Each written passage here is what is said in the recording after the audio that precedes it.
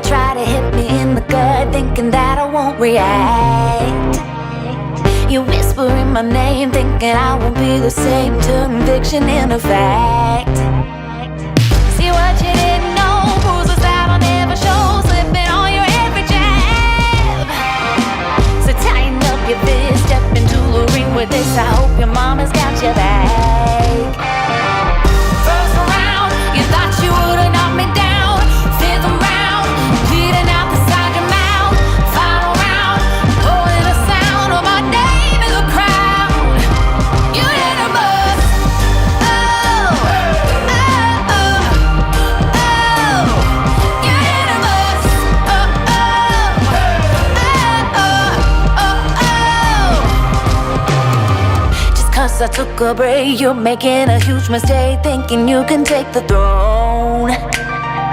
Look at you trembling, step into the lion's den. Bet you wish you stayed at home. Begging for mercy underneath your breath when I ain't even sweating yet. My legend's written in the stone, yeah. Your crying age in defeat is now your only friend. Even your mama's gotta know.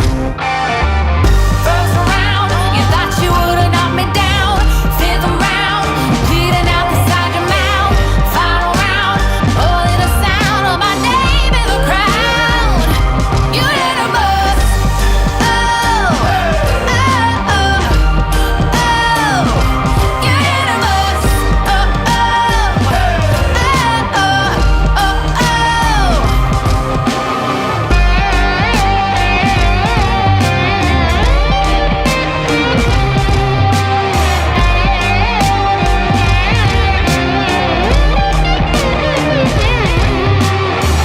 First round,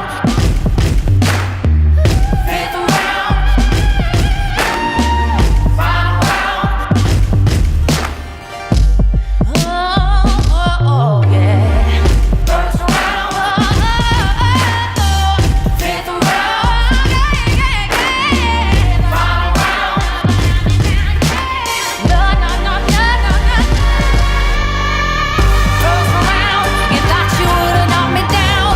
Fifth round, bleeding out the side of your mouth. Final round, holding the sound of my name in the crowd. You hit a bus. Oh, oh, oh, oh. You hit a bus. Oh, oh, oh,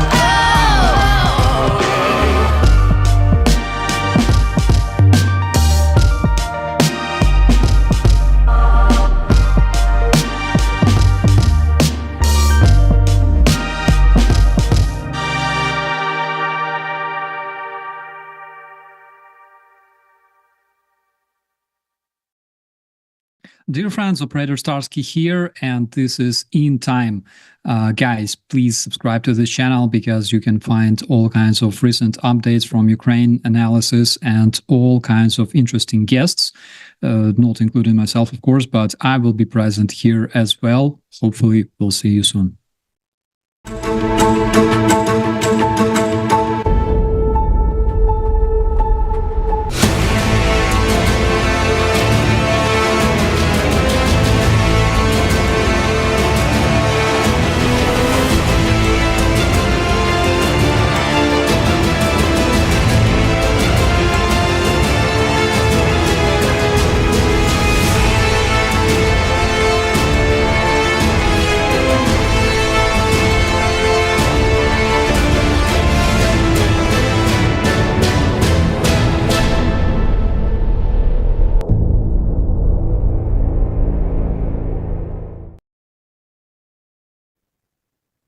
Hello, hello, and welcome everyone to In Time. My name is Nicholas Lamar Suter. Thank you guys so much for joining us. We've already had a couple super chats. Dunk on You super chatted $20 and then also gifted 5 In Time memberships.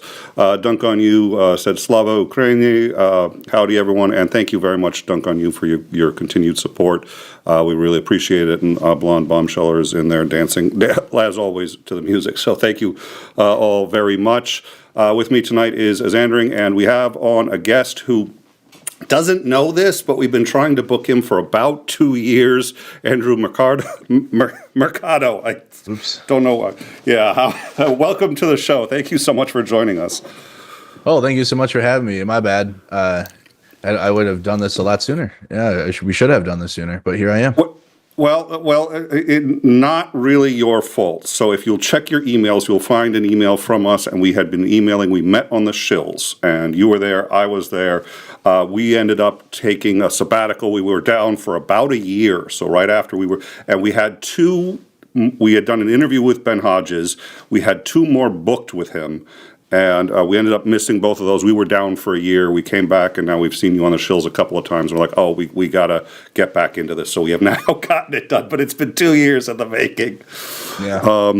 I remember seeing you when you had your vest, your press vest behind you. And I was like, okay, he's an interesting guy. We're going to have him on. So we finally got there. With me today is Andrew. Andrew, how you doing? I am doing outstanding. How are you? No. I'm doing good, thank you. I'm doing good. We finally got Merc on, so doing well. I am going to have to ask you before we go. If I forget, make sure I remember to ask him about Ben Hodges, because it's so often people say nice guys finish last. He is one of the nicest guys I've ever seen, met, spoken with. He's magnanimous. He's generous, and he was number 2 in NATO, number 2 in the U.S. I mean. So I'd love to get your personal thoughts on him. But as per our usual for guests, we're just going to start with the simplest and most obvious question. Where were you born? Oh, where I was born? Like in general? Yeah. Monticello, Minnesota. Born in 1993, the year of our Lord. So I turned 32 this year. 32 years old. But yeah, Monticello, Minnesota, born and raised. Okay. What was life like growing up for you? Well, not raised. I was raised in Oakdale, Minnesota. Monticello is like 45 minutes north from the cities. But then I was raised as a suburb of St. Paul. So, I mean, it was upper middle class, I would say. Middle class to upper middle class now at this point. You know, we didn't have to struggle for much. My parents worked a lot. So food was always on the table, pretty privileged that way. And yeah, it was a nice childhood. You know, we had everything we could want. Yeah, I would say pretty average. Grew up in the suburbs, you know, went to public school. Pretty normal, I guess, average upbringing that way. Nothing spectacular. Like I didn't go to private school or, you know, anything like that. It was pretty public all the way. You know, played sports, played t-ball, baseball, grew up. My dad was a coach. So he coached us in baseball, and my brother ended up going to coaching high school baseball for my little brother at North St. Paul High School, because that's where we went to high school. He wasn't there yet when I was in, but by the time my brother was a senior, he was already like a high school coach, so he had worked his way up. Yeah, that's my mom's a nurse. My dad's works in business, and that's again pretty average, you know, suburban American childhood, public school. Well, the average suburban, you know, American upper middle class, they think about maybe they want to be a lawyer, or maybe they want to, you know, be a doctor, or what interested you? What did you want to be? I had no idea. I'm gonna be honest. Like, I mean, my parents would do that too. Growing up, like, what do you want to be, Andrew? I'm like, I don't know. I know, like, that's what every parent wants to hear, right? It's like, yeah. Still, like, it was just recently too. I don't know. Like, I would try to work so many different jobs, and interests weren't really there. It wasn't until like the last 5 years where I kind of found like what I want to do. But until then, I was doing a bunch of things. Worked a whole bunch of jobs, served in the military. Didn't really know what I wanted to do for a future. Like, I would work a job and work it well, and then after like 3 months, I would be ready to be done. Like, I don't see a future here.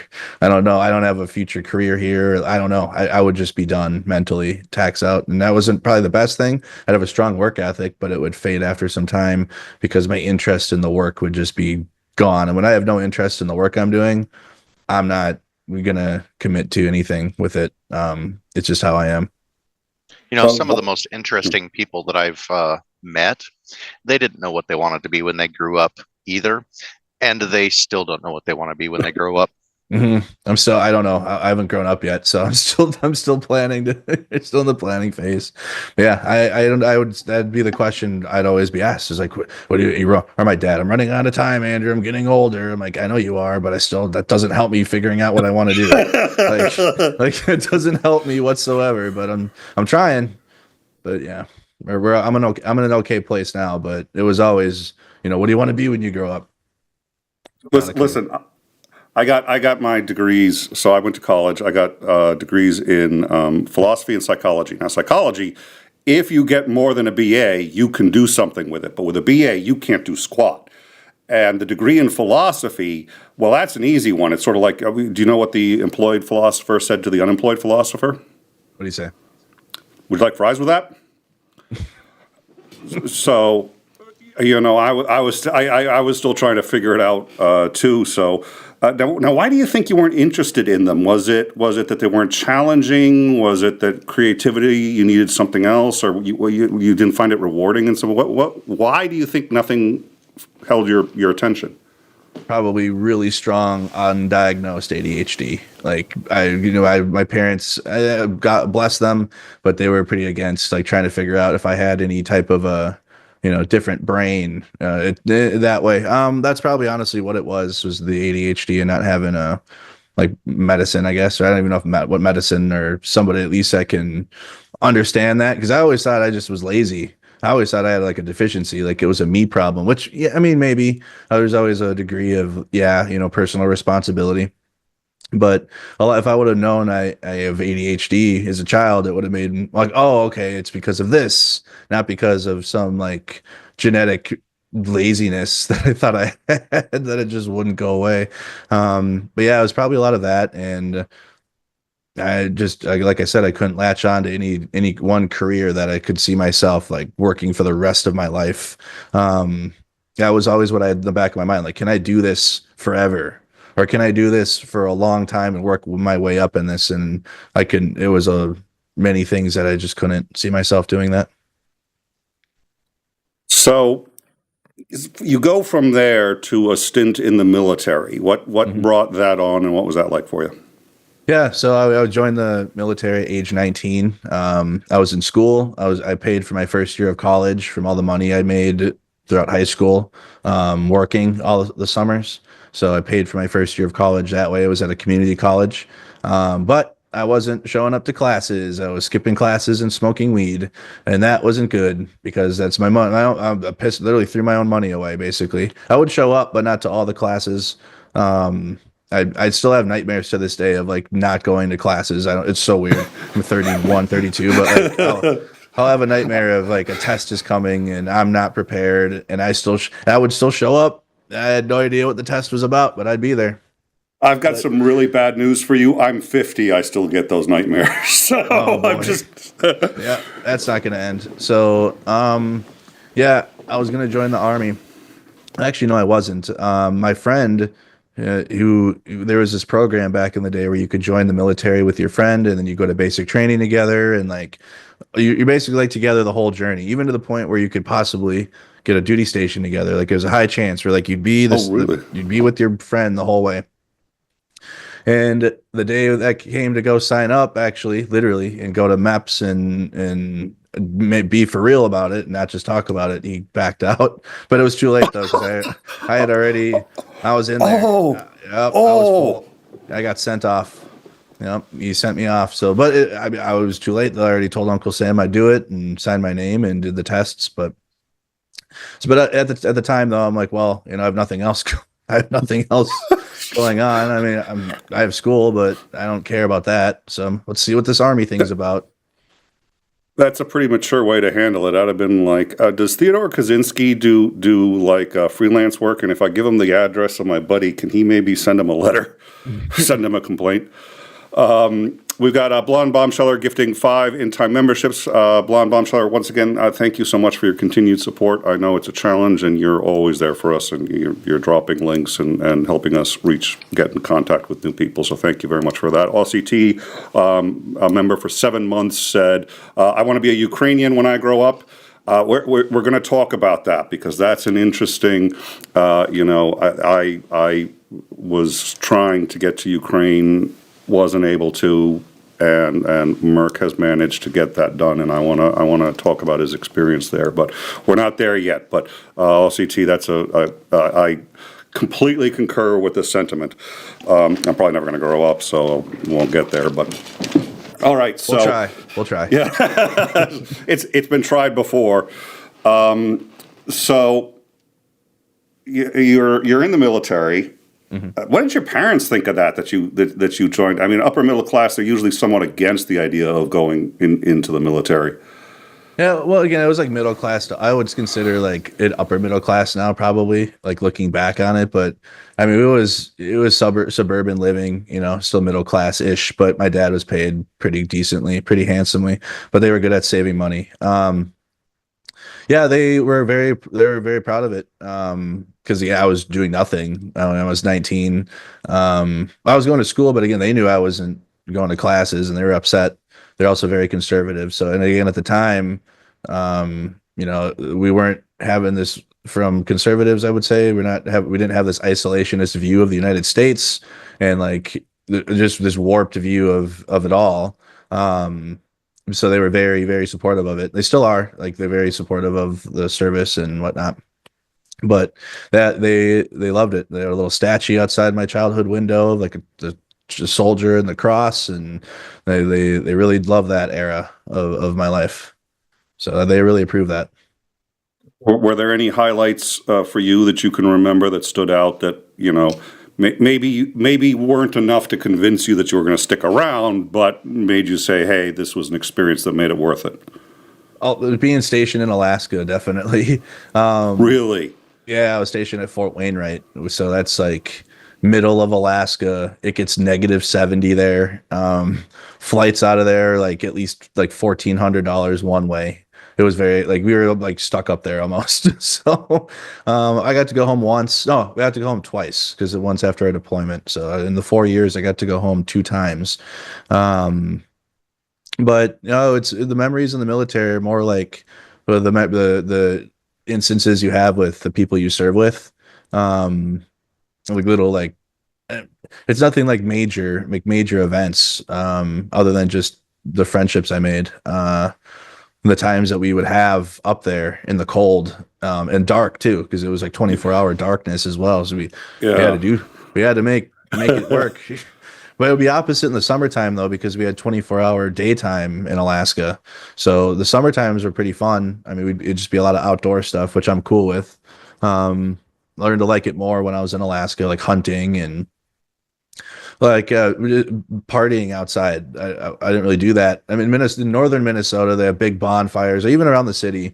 But I'm talking like a big outdoor like pallets. So you'd go to the local like Sam's Club and Walmart because that's all we had. Those are the only 2 major stores we had, and everyone would grab pallets, and it'd be like a giant pallet fire, and people were out there driving their 4-wheelers around and like playing pong outside that'd be fights. That would be giant fights.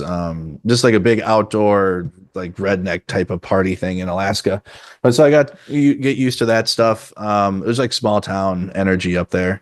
My deployment, good memories there. No combat, but we supported Operation Enduring Freedom. We closed bases down, brought equipment back from southern Iraq into Kuwait, and then we bring it to the ports.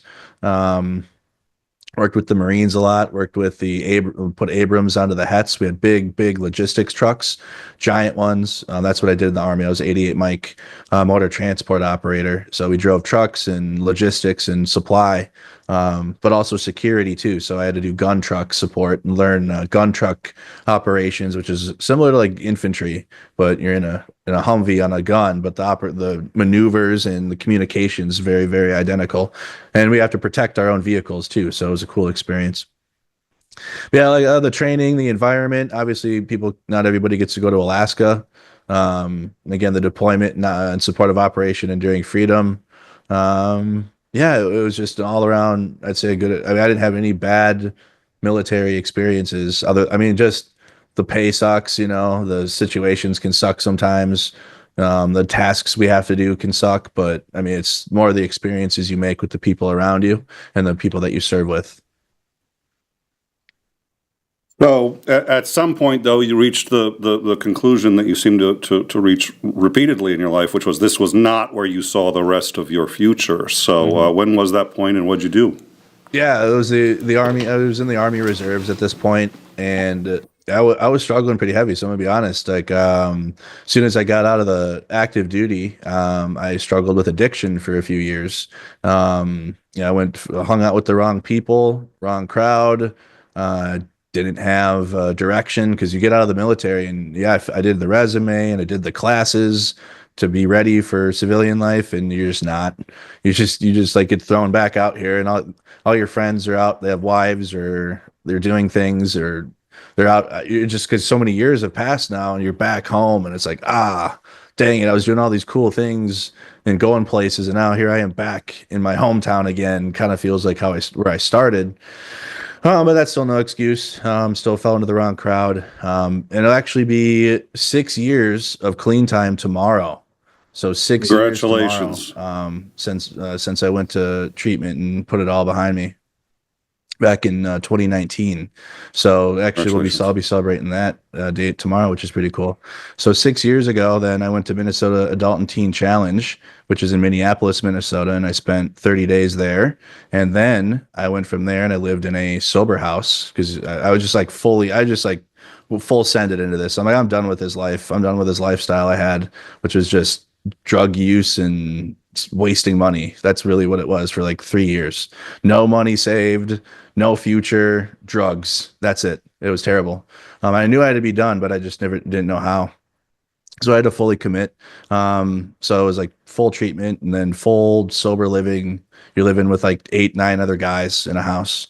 You have like chores to do. You got to go to church, because it was a religious based thing. So church was heavily involved. But it was something I needed at the time for sure. So the whole of 2019 was like sober life, like just course correction basically. So then I went from that to school, because then I went to go to be in school for addiction counseling. So I used my post 9/11 GI Bill and some of my benefits from the military on schooling, which was great, because I had a 4.0. I was the president of the president of the Veterans Club, the treasurer for the Addiction Counseling Club, which are like the clubs we had at school. Because the first time I went to school, I didn't engage with anything at school. I didn't care. Like I told you, I just was smoking weed and skipping classes, and then I ended up joining the military. So, but this time though, no, this time was different. And I've never had a 4.0 and ever in school, but I did. And I was really enjoying it. Showing up to classes on time, being there early, staying late. Like I was doing things I never did before, but I was on a good path. Because of treatment and having like a good mindset.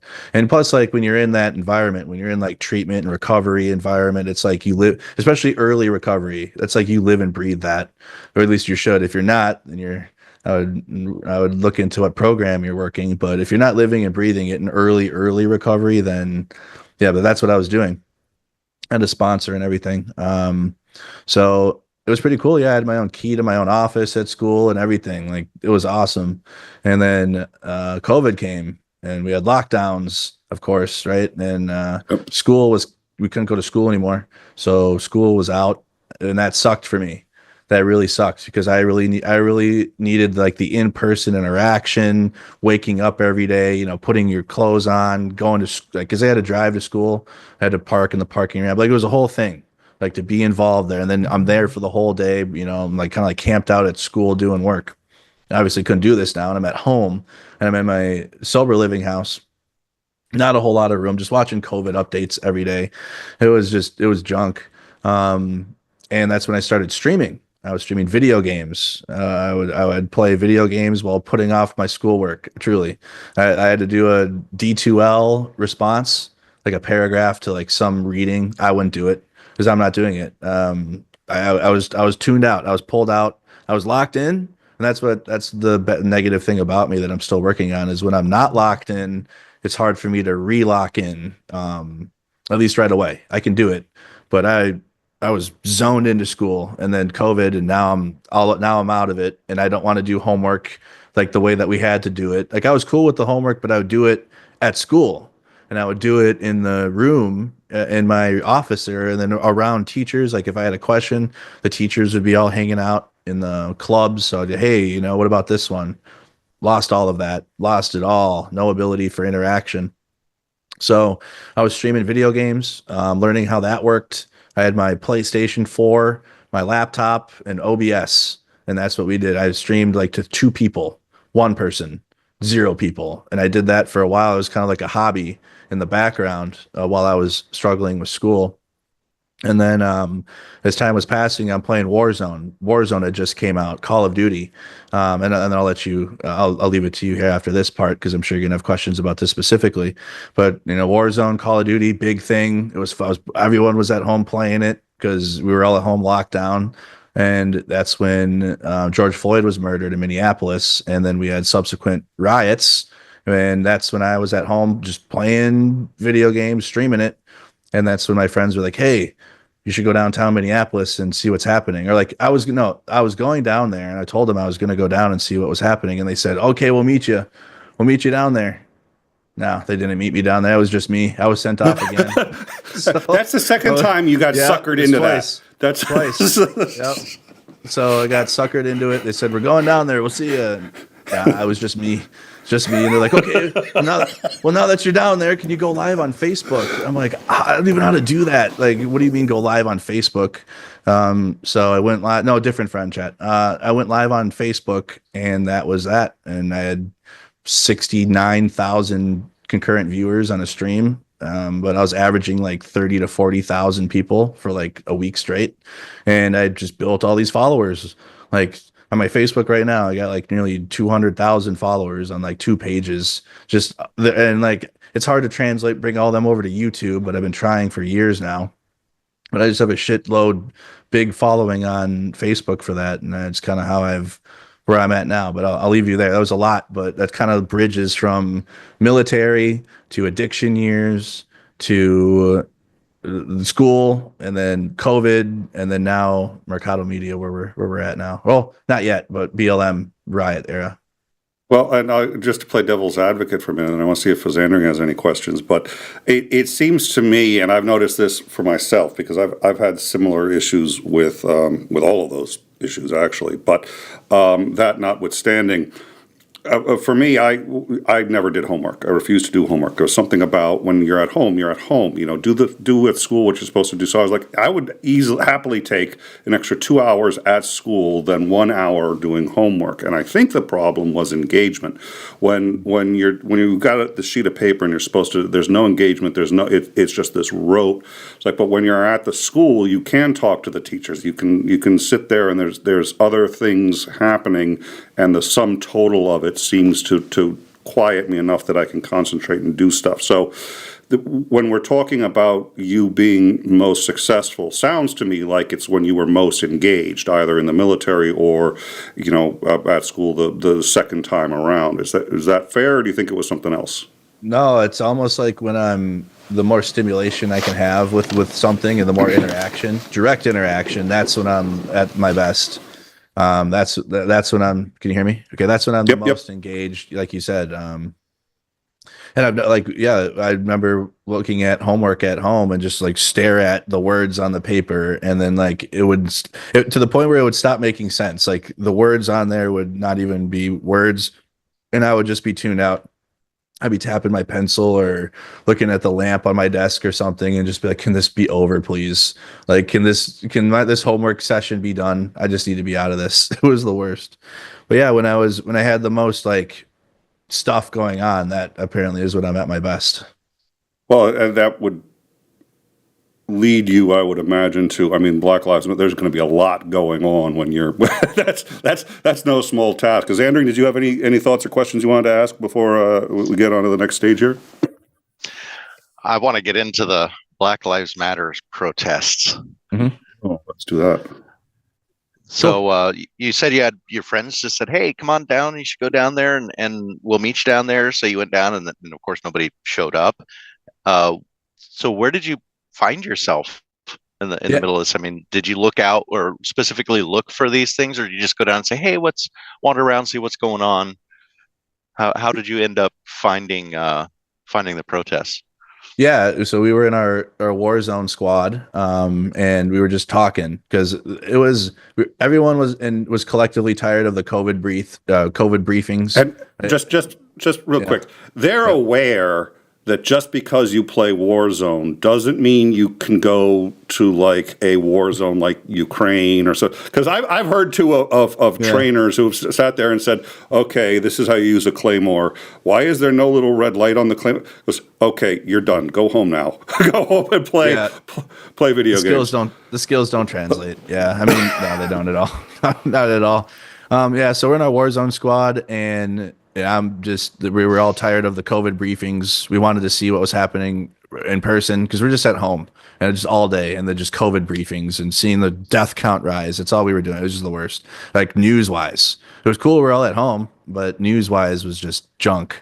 So I was like, "Hey guys, let's go down there," because everyone was gathering where George Floyd was murdered at 38th in Chicago. It was like a known place. There was already like people that had gathered the night prior, and they got like tear gassed, and that's kind of what led to a lot of people showing up the next night, was because people had gathered and the police like gassed everybody and like beat journalists, and that like drew more people to come out there, be like, "Whoa, what was this? Like, why are people getting beaten and tear gassed?" So that's really what kind of fueled the numbers and showing up.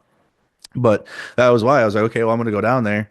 And my friends were like, "Yeah, we'll go down there too." And then I get down there and they're like, "Oh, we were just kidding. Like, we're not actually going down there." So I was out there. I was at the murder site on 38th in Chicago, which is an intersection. And there are already like, hundreds of people out there. Like it was packed, like hundreds and hundreds of people. So now I go live on my Facebook. I kind of show like what the murder scene was, which again was the memorial site now, which is about, I don't know, a quarter mile, maybe half a mile away from the riot zone that started on Lake Street. So I'm getting ready to leave. Like I was done. I was there for like a half hour. I just showed what it looked like. People, I didn't know what I was doing. I had my phone. I was like this. It's like, okay, there's everybody. Okay, good stream, I guess. And I was ready to leave. And a guy was in his car, and he needed a cigarette lighter. This is when I smoked cigarettes. I don't smoke cigarettes anymore. And he needed a lighter, and I said, "Okay, I'm ready to go." He's like, "You going down to the 3rd precinct?" I'm like, "Oh no, I was getting ready to go home. Like, I'm going home now." He's like, "Well, shit's popping over there. There's tons of people down there at 3rd precinct." Because he saw me holding my camera because I was filming. So he's like, "You should go down there and see that." Went down there, and that was like the craziest thing I've ever seen. I've never seen police on a rooftop, like as if they're in the last stand, like this is the Alamo type shit, and like there's people surrounding this police station, and like they're popping, they were shooting like into the crowd. I'm like, what? This is nuts, and like there were thousands and thousands of people gathering. The tension was in the air. You could like tell like it was about to, something bad was going to happen, or like it was going to get pretty intense, because like it was like a very big viral event. Like George Floyd's murder was live streamed, number one. So we had all seen it on Facebook. The post was all there still. I don't know if you could find that. I think the stream was taken down because of the court case now at this point, but it was still up on Facebook, and we had all seen it, and it made the news, and it didn't matter politics at this time, but everybody changed their picture over to George Floyd, and like it was like a big viral like murder that we had all watched on Facebook and on Facebook Live. So it drew a lot of people out there because people were pretty upset with that video and what we had seen, as we had just watched somebody get murdered on Facebook Live. It was terrible. So we were out there. Never been to a protest. I'm not a protest person. I'm not an activist. I'm not even at that time. I wouldn't even consider, like, I wouldn't even be left leaning at that time. I would say I would be more conservative at that point.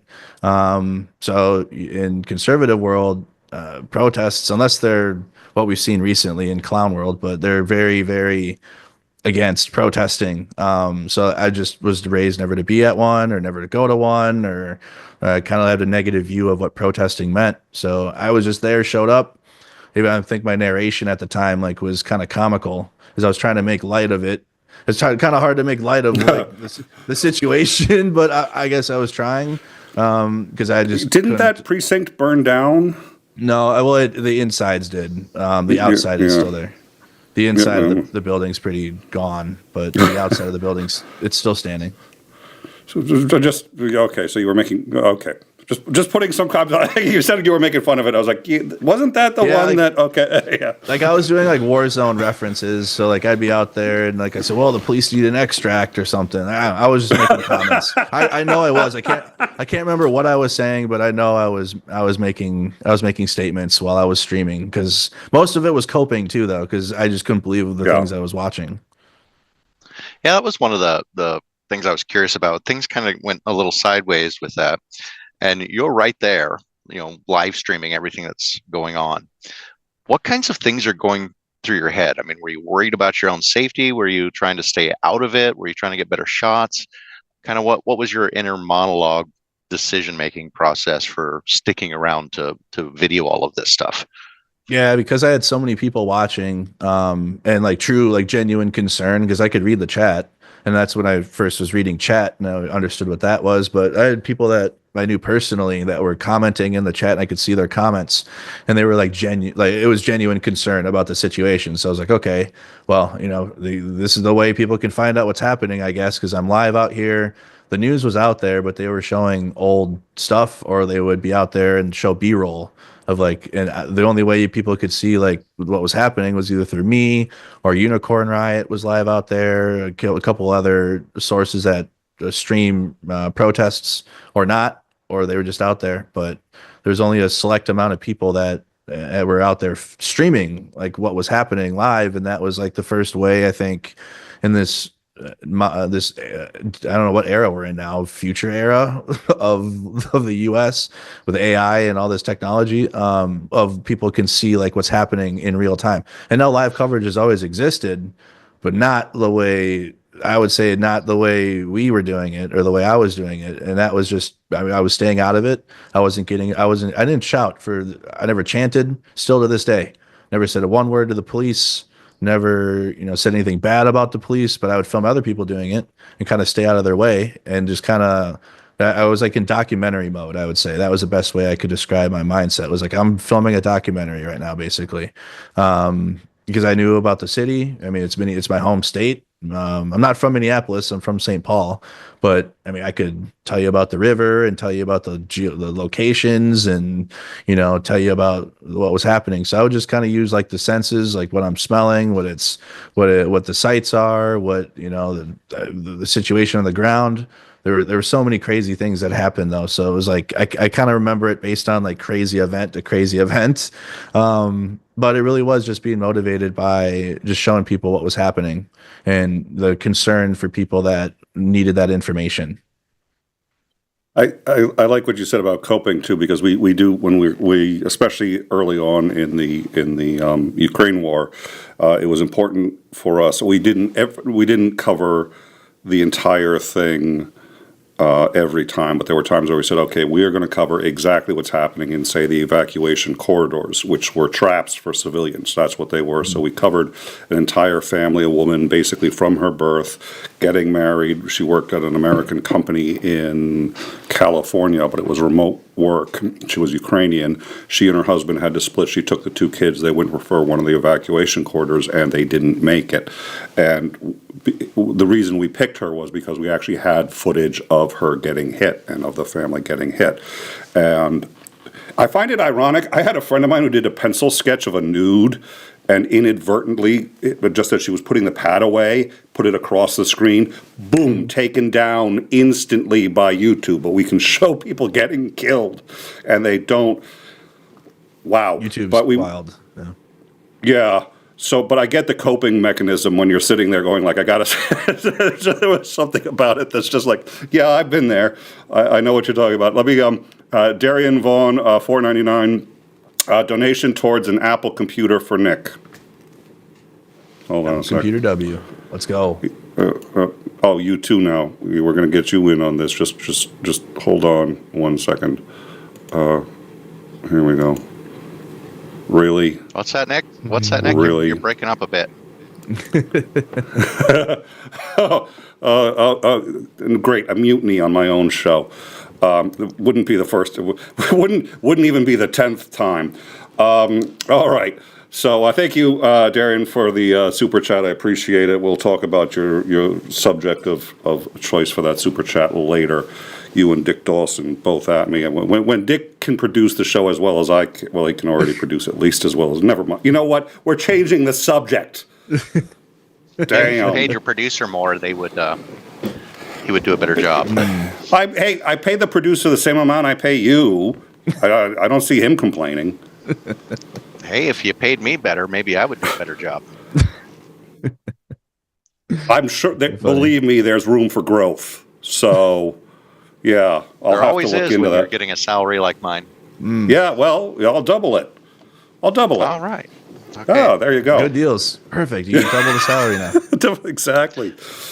So the George Floyd riots pop off. You're down there. You're videoing everything, kind of in a documentary mode, as you say it. So as that kind of draws to an end, how did that leave you feeling after? I mean, what was your thought process after that?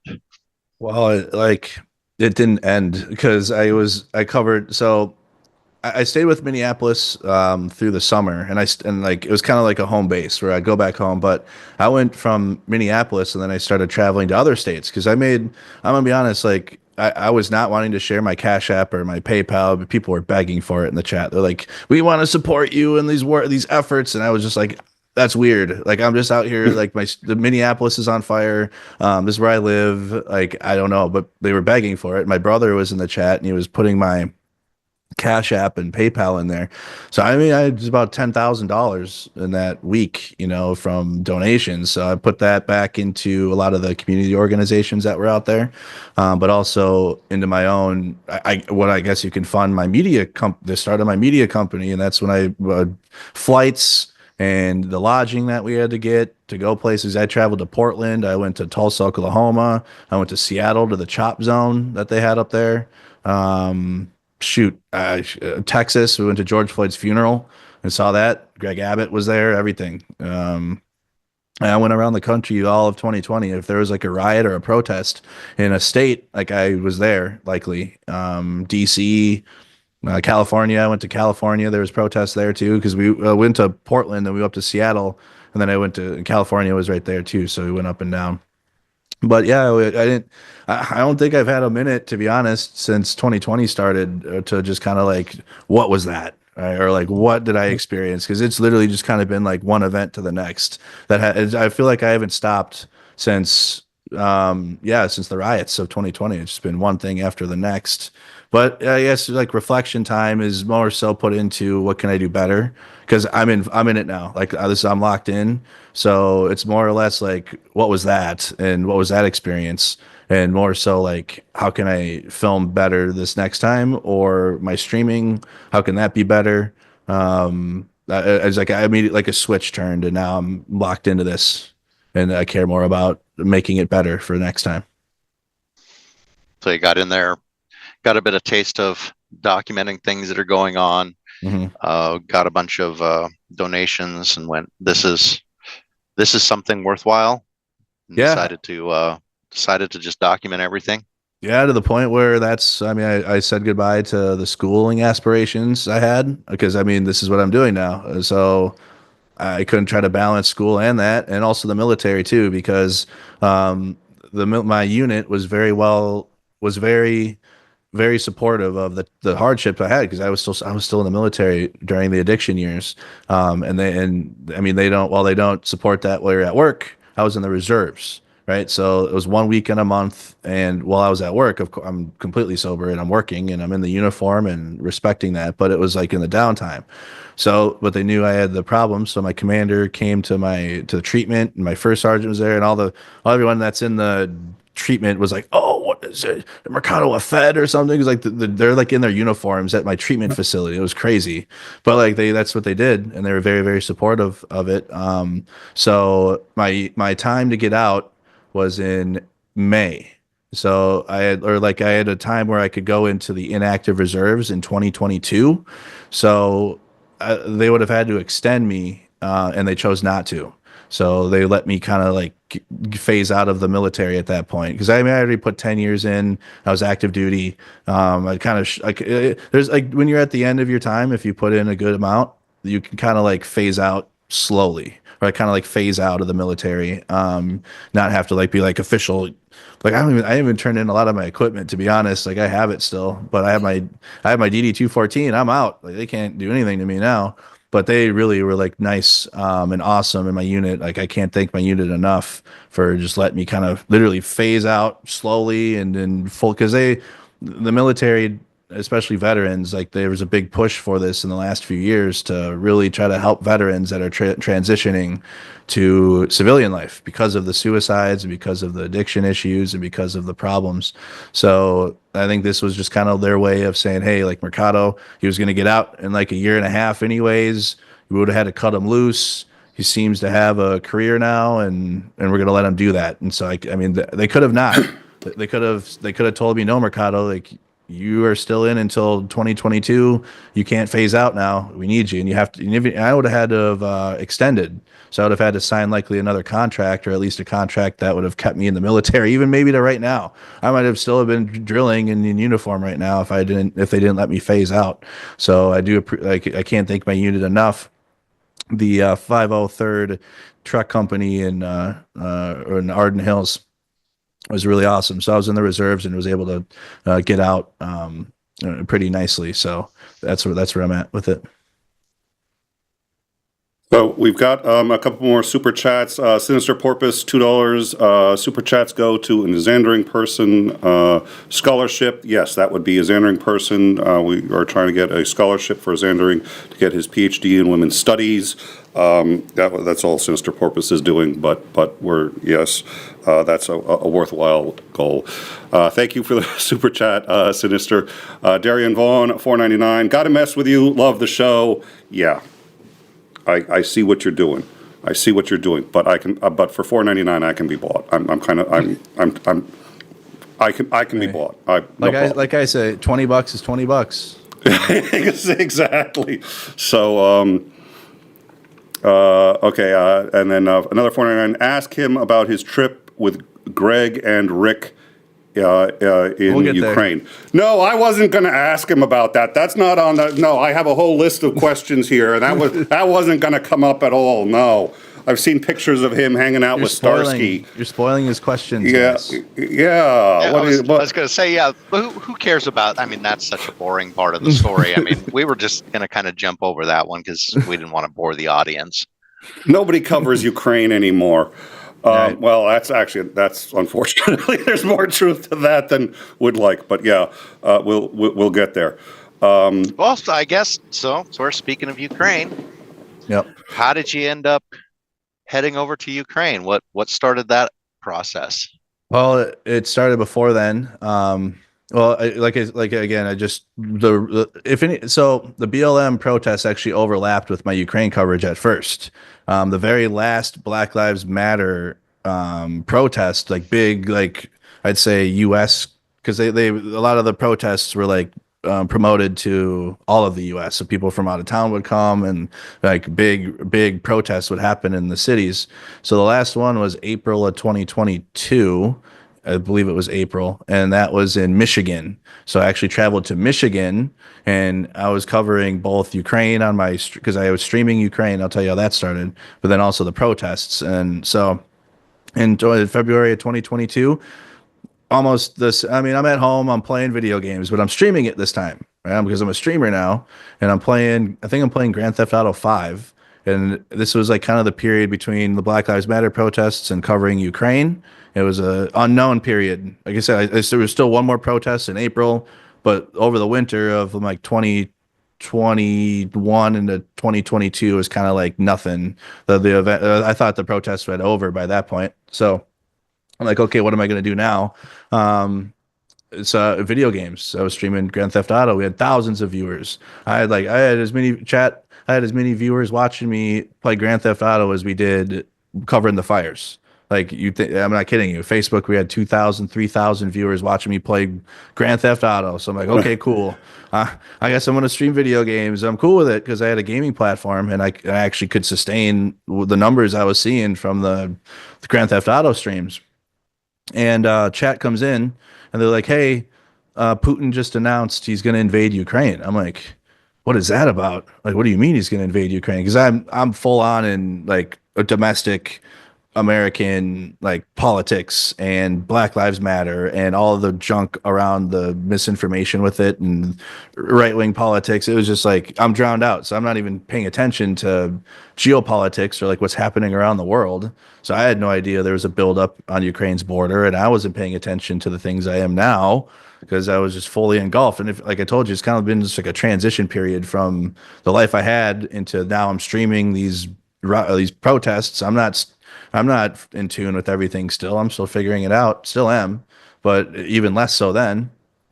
So I'm like, oh, okay, what does that mean? Like, what do you mean he's going to invade Ukraine? Like, I mean, I don't think I could point Ukraine on a map at that point in February. So I had to pull up all my resources and pull up all my tools that I use. And like, I found it and I figured out what was happening. And we found live cameras and I went live on Mercado Media on YouTube and my Facebook and kind of just, if you just watched my fire coverage that I had the last week, my chat and people watching, because that's the best way I can explain how we started covering it. And I still do, just a little differently now because I'm obviously more opinionated with it and I have years of experience covering Ukraine now. And I'm not like unbiasedly like ignorant. Because at first, when you first start covering a story, like you truly are like ignorant. You're unbiased naturally just because you have no idea. You don't know what the history or like the truth of it true. Or right away, not until you start investigating it further. But that's how it started in 2022 was we had Russian comms up. We were listening to their comm network that someone hacked into or something. And I had maps, like 5, 6 different maps up and the live feeds of the Russians invading. There was cameras and CCTV cameras all around Ukraine. And we were literally watching them like drive into the country on the live camera. So I spent 0 time using mainstream news or any type of like a news report. It was all like on the ground stuff. This is when Twitter was still Twitter. Elon didn't buy it yet. So there was still valuable. Back in my day, we called X Twitter. Yeah, literally. But there was a lot of good resources on Twitter at the time. That like the geolocation accounts and the OSINT accounts were very valuable back then. There's still some good ones now. There's still some good ones on there, but I'm like, the information was really good, and you can use Twitter. We use Twitter for a lot of it. And that's what I did was just source information, bring resources, exactly how I covered the fires, almost exactly how this past week. But now time has passed and interest fades, as you guys know. And I still do it the same way. But what started me to get to Ukraine was during those streams. I mean, I just have a moral obligation I felt to help because here I just like with the BLM riots, like I told you, I made like $10,000 in that week, and I was like, well, I better start giving some of this back. This is how I felt. Like I start giving it back into the community, and then also my own stuff. But with Ukraine, there was a big need for fundraising, or at least to help the situation. Like people wanted to desperately. They're like, how can we help? Like this is terrible. We're watching this situation live. We're like you're watching an invasion of another country live at this point. Like it was wild. So people were trying to help.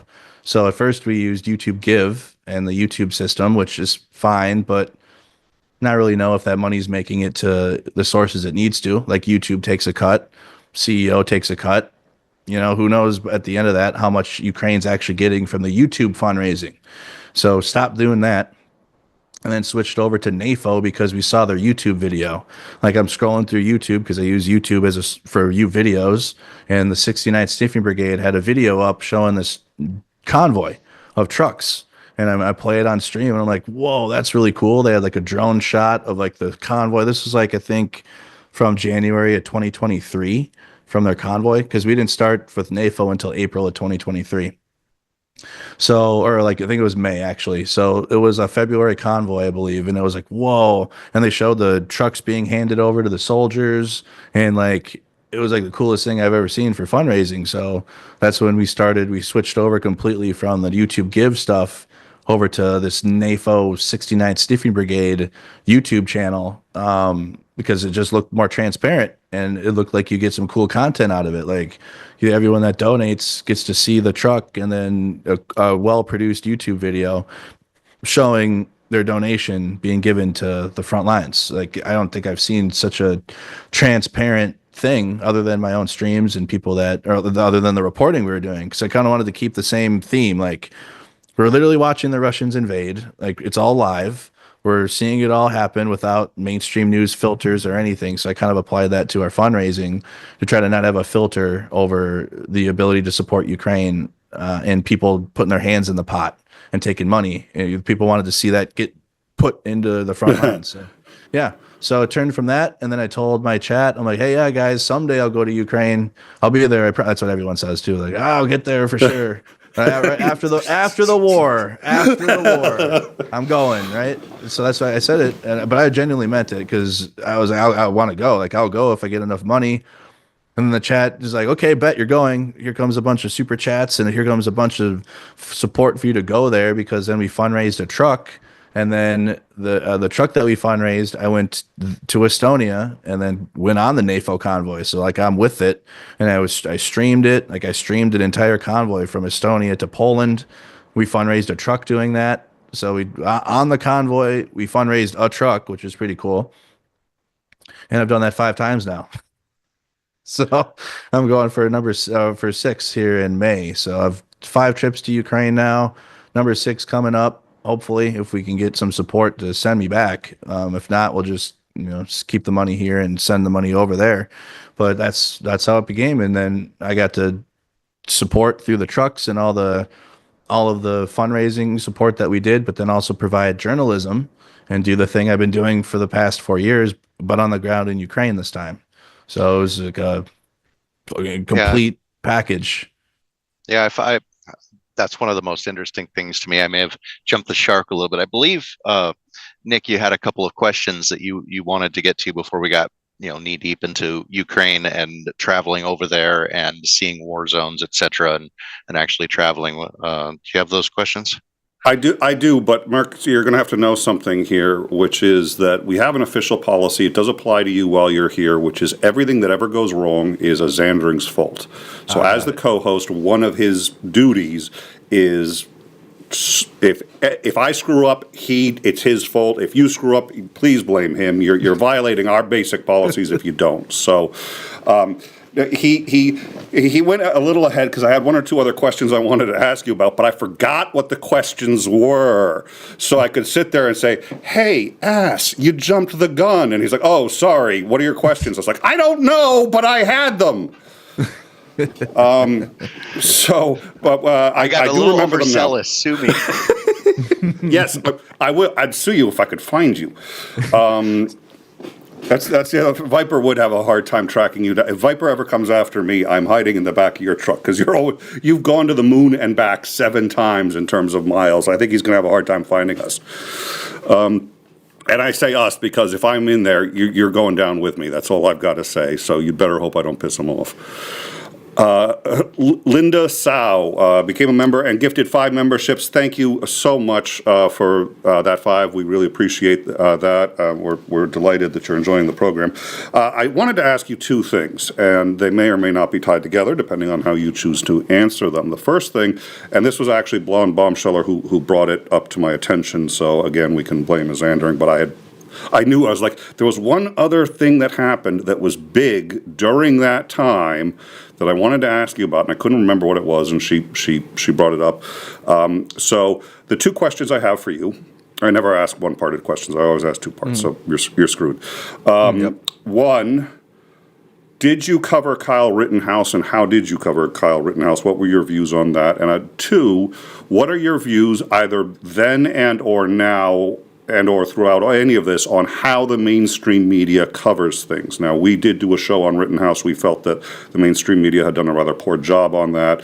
Obviously, you must think that the mainstream media did a poor job on both the fires and the initial invasion of Ukraine, because, yeah, there weren't very many. We were also covering that live as it happened, and we're like, why isn't this on even like Associated Press, Reuters, like the big guys? They're not covering it, and Russia's been in there for 7 hours.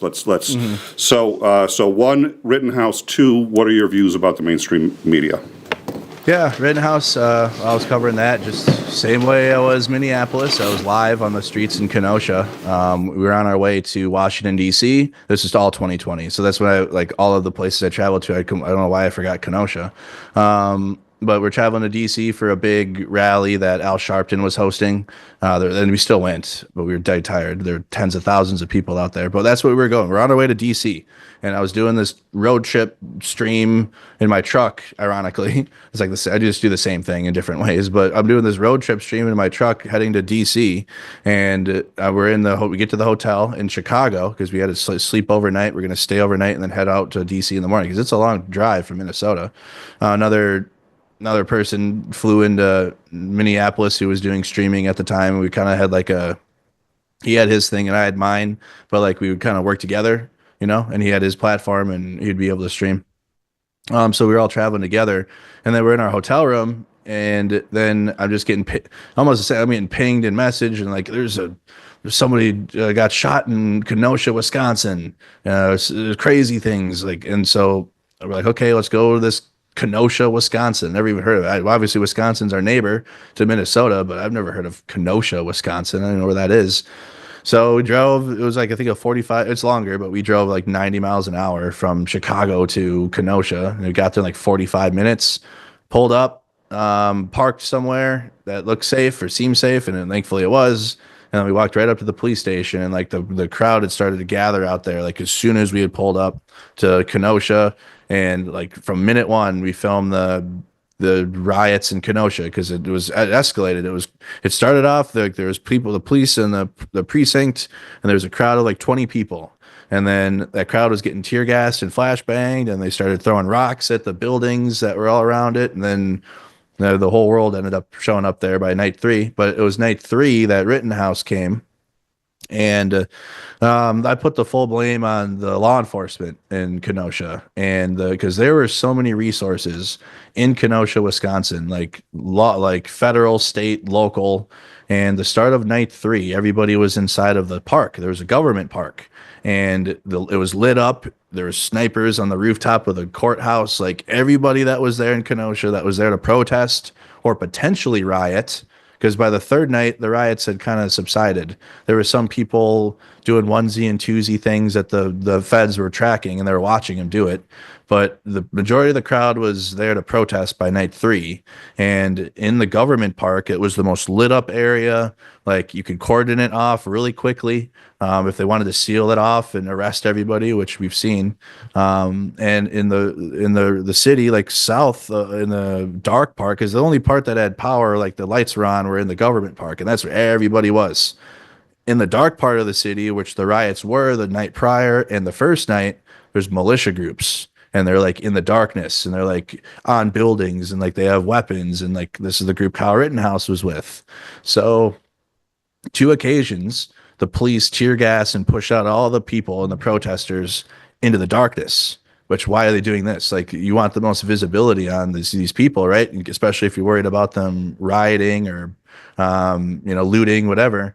You're pushing them into darkness, into the unknown. And while that was happening, there is back and forth between these militia groups and the protesters, and they got laser pointers on the protesters, and they're just like antagonizing them, like fuck around and find out, Antifa or whatever. They were like, it was, sorry, I don't know if you can swear on your program. I should have asked, but F around and find out. If it was just antagonizing back and forth. And this happened twice. And then the third time everybody got pushed back, we were all at this gas station. And that's when like the tensions really started to pick up. And the militia guys that were raising their rifles, and that's when like the dumpster, someone lit a little fire in the dumpster and was pushing it. Rosenbaum was seen there, and then I'm like messing with my bag or something. I'm streaming too. I'm all live doing this. This is all on YouTube and Facebook. But I'm in my bag. I'm messing with something, and then I see Rittenhouse. Well, I didn't know he was Rittenhouse at the time, but obviously now we do. He has his fire extinguisher and he runs in front of me and he runs down the street. And we're all sitting there, and it was just something very visible. Like, why is this dude running? And that's when everybody left the gas station and started walking towards where he had ran to. They're like, why is he running? Like, what's happening? What is this? So we're walking towards this car parking lot, and the people of Kenosha were like, go home, get out of here. They thought people were leaving because we're going down the street now, because this is how you exit Kenosha, because there's an interstate, and that's how you get off and you go to Chicago or whatever. But like, we're heading in the direction of out of the city. And that's what all the residents thought that's what was happening. It wasn't. We were just watching Kyle Rittenhouse run or figure out what the hell that was. And then we get down there, and then I'm streaming, I'm walking, and I hear the shots, and I'm like, oh God, shots fired. Like, because it was getting worse. Like, I'm telling you, when the police kept pushing the crowd into this militia group, it was like tension every time. And it seemed like it was getting worse. They were kettling them. Yeah, well, if they were kettling, they would have kept them in the park, I would think. And this is like why I have a problem with the law enforcement, because kettles were happening fast. Like, I saw kettles in Portland, obviously Minneapolis. Like, I had seen many kettles at this point. Now the police did it, and all they would have had to do is just shut off 3 streets in Kenosha, and they would have had that whole group if they wanted to arrest everybody there, and there would have been nothing. But they kept pushing them away, and like all the people were scattered out throughout the city, and it was completely dark, right? So they went from a lighted area that was contained, or they could have contained them, and pushed them all into the darkness and mixed them with a bunch of militia groups. So it was like a recipe for disaster. So he grabs his fire extinguisher, runs down the street, shots fired, and then genuinely at the time, they were trying to stop him because of the shots that were fired. So the crowd was trying to like citizens arrest him for like murdering somebody. They weren't trying to like, fight, like assault him, and some of them might have been a couple onesie and twosies for sure, but it wasn't like a malicious, like, oh, this guy's out here, let's beat this guy because he has a rifle and he just shot it. It was more so like trying to stop him from the killing he just did. That's what it was. But even me at the time, like, I was shouting, like, he's not the shooter, because I was trying to get everything to stop, because you could like feel that this was going bad. Like, it was like someone had just been shot.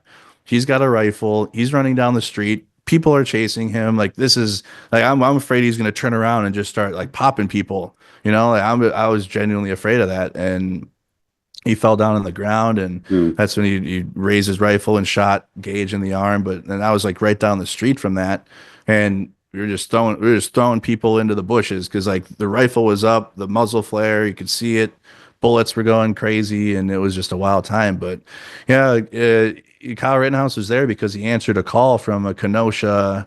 They had a Kenosha Examiner, like some newspaper. The guy, he was an alderman for Kenosha, and he's just like not a good person at all. He drums up a lot of misinformation and conspiracies in the town.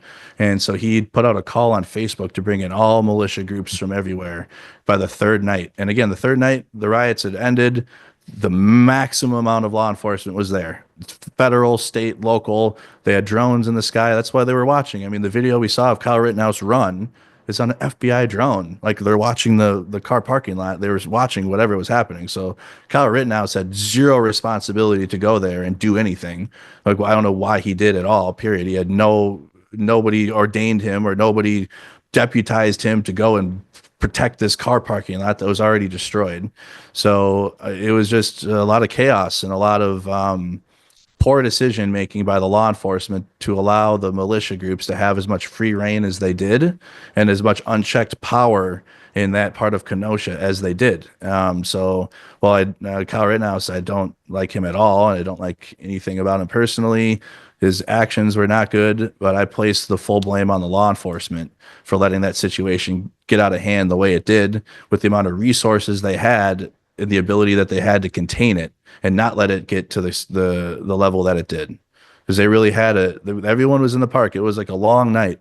It didn't just start with Kyle Rittenhouse and that. It was a whole 3-4 hours of protests in the park first, and then they were driving their big Bearcat, like up armored trucks and like pushing people out of the park. And I know they wanted people to leave, but they pushed them into a dark place. Like, it was completely dark with the militia groups. Just a nightmare with that. So I don't agree with Kyle Rittenhouse's actions. He was there on a false pretense to begin with, but at this point, I put the full blame with the law enforcement for what happened. Well, he thought he was Batman. I'm going to interrupt for a second. Yeah. So, where to begin with this? I am going to follow up because I still have the other question. But do you know who Commander Lance McMillan is? Because if you've been on the shills, you've probably seen him there. Oh yeah. Yeah. So he's the co-host of one of our shows, and he was with us the night of the invasion. So one of the things that happened was, and I think mainstream media is going to become a lot more of this citizen journalism, which is not a name I like, but we get a lot of our information from Facebook and Twitter ourselves. So what In Time does is we have people who are scouring constantly Facebook, Twitter, and then they find something, and then we try to figure out if we think it's legit and if we should go with it. And one of the ones that we had was a 7-mile-long column in Ukraine going through Ukraine up towards the border. It was occupied Ukraine. I said Ukraine. I meant Crimea. Occupied Crimea to the Ukrainian border. And we're like, okay, we think the invasion's happening now, but we couldn't confirm it. And then one of my mods is like, does Google traffic work there? And so we go to Google Traffic, and sure enough, there's a 7-mile-long slowdown right in that area. We're like, okay, we're going with it. We're going live. Boom. We called up Commander McMillan. He came on, and we watched the entire thing. And nobody else was doing this. So we were very proud to be working with him. We have a Discord. I'm going to drop the link to that Discord. It's also just discord.intimeshow.com. Anybody who wants to join. We have a breaking news section where we tabulate and collate all of this stuff.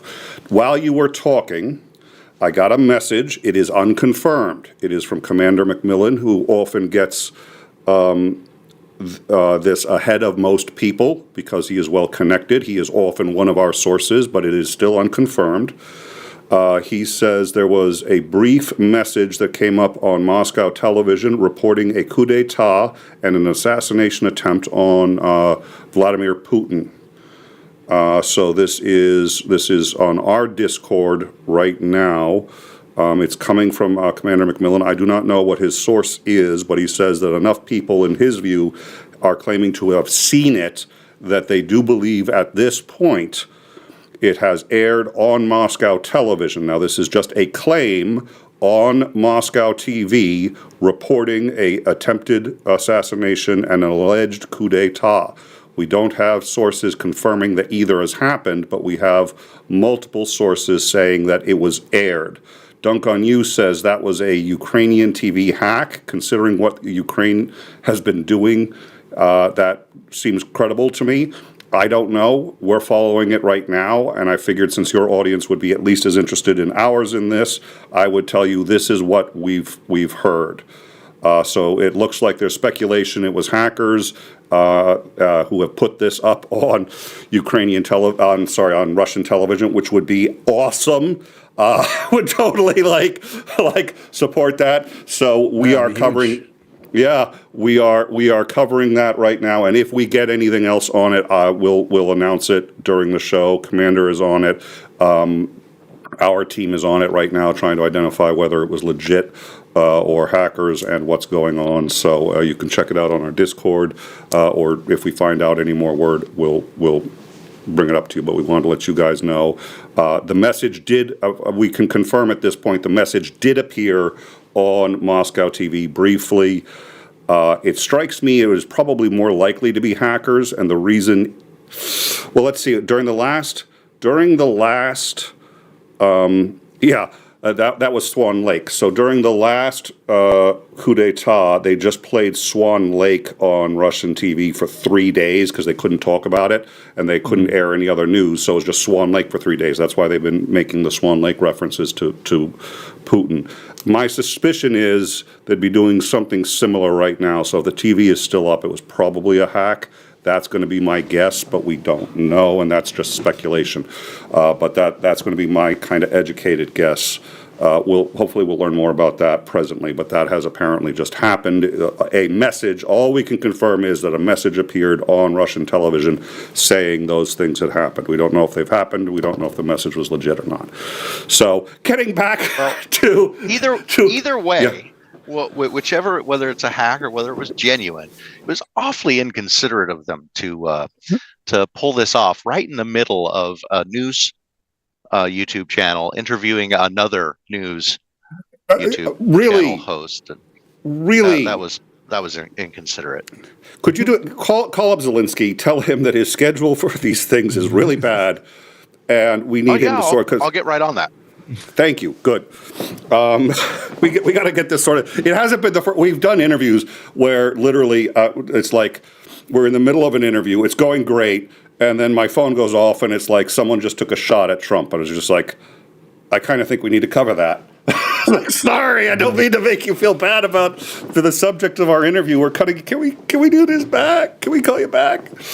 All right. No, it's a sign from the universe that I guess no one cares about the Kenosha riots anymore, and Kyle Rittenhouse. That whole situation was so blown up in the national news mindset.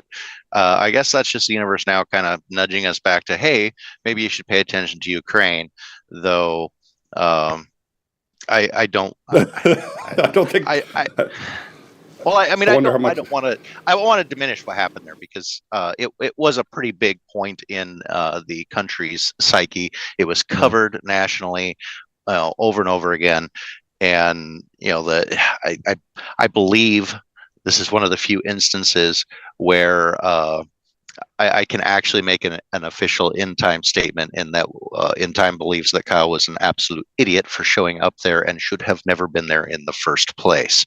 He thought he was Batman. That's it. That's all I'm going to say. He thought he's Batman. He's like, I got a gun and I'm going to protect people because I'm Batman. There's a lot of evidence that was left out of the court trial too. Like, he was out there the night prior in front of a store that was getting looted and said, "Man, I wish I had my AR right now. I'd be dumping into the crowd." Or that's not the exact quote, but he's sitting in a car. It's like a video, and he's talking about how he wants to shoot all the looters. This was the night prior. Not to mention the video of him like beating a girl too. Like, he literally got into a fight with a girl and like beat her. All of his behavior, just not the trial was just terrible. That was probably the worst trial, the second worst trial I've ever seen. Did Annie just say Brooks trial's worse? She did not just say in our live chat, he's still trying to figure out how to drive his cyber truck. Bad guest. Bad live chat. Bad live chat. Okay. So mainstream media covered that. Mainstream media covered Black Lives Matter. What is your view on mainstream media in general, as opposed to what you do or other independent channels do? I still think there's a need for mainstream media, like the exclusives they can get and the access they can have access to because they have more money. That's really what it is. They're more funded, so you get to hear some exclusive information depending on which source it is. Like CNN will get an exclusive. Even Fox News, as terrible as they are, and they're really bad, but they still sometimes get an exclusive interview or something, and then that's when that's the time to listen to what they say, or at least what the interview is saying, but not less so the programming. But my problem is the programming, like the 24-hour news cycle, or like, for example, the fires that just happened. People want to see the fire. They want to see what's happening with the fire. They want to know if the fire's put out.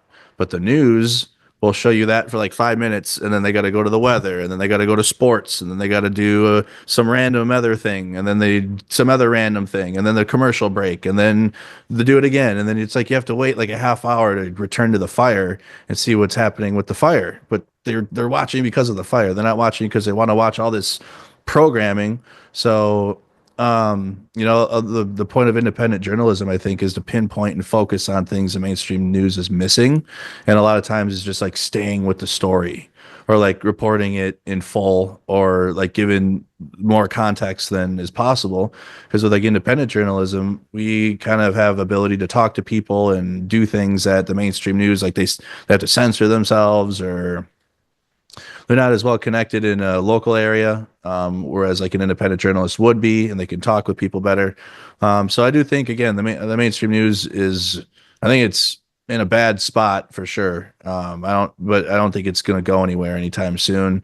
And if anything, a lot of the mainstream media, actually, the truth is that the mainstream media is actually like right wing.